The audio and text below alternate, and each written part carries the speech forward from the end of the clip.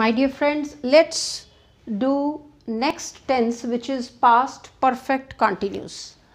यहाँ पे हमने फिर सेंटेंस को पहचानना है कि ये कौन सा टेंस है by looking at the end of the sentence. ऐसे वाक्यों की पहचान उनके अंत में लगे से रहा था, से रहे थे और से रही थी से की जाती है. अब जैसे कि सेंटेंस देखो, सोहन 2 घंटे से पढ़ रहा था, से भी आ गया, रहा था आ गया. ठीक है. अब फिर let's compare it with the present perfect continuous. वहाँ क्या था? से रहा है था. यहाँ पे है से रहा था. ठीक है.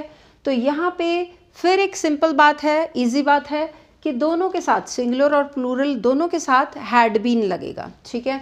और सेम जैसे उस टेंस में हमने प्रेजेंट परफेक्ट कॉन्टिन्यूस में साथ में क्या किया था, फर्स्ट फॉर्म के साथ आईएनजी, इसमें भी सेम है.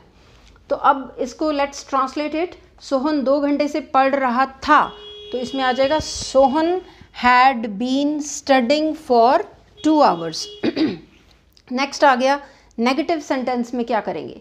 नेगेटिव में सिंगुलर और प्लूरल के साथ ये आ जाएगा हैड नॉट बीन. ये आप देखोगे कि नॉट जो है वो मिडल में आ जाएगा हैड और बीन के.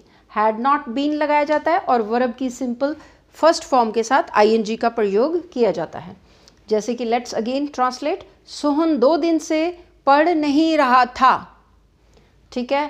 तो कई बार बच्चों का पढ़ने का मूड नहीं होता, तो कोई बात नहीं, एक आध दिन हम नहीं भी पढ़ सकते, तो लेकिन जिस दिन पढ़ना है पूरे ध्यान से पढ़ना है.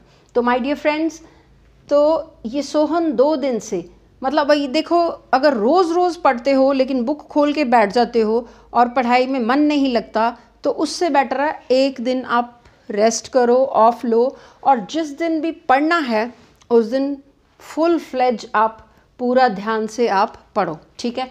तो ये है सोहन 2 दिन से. बीच में गाइडेंस भी चलती है. ठीक है. एडवाइजेस भी चलती हैं.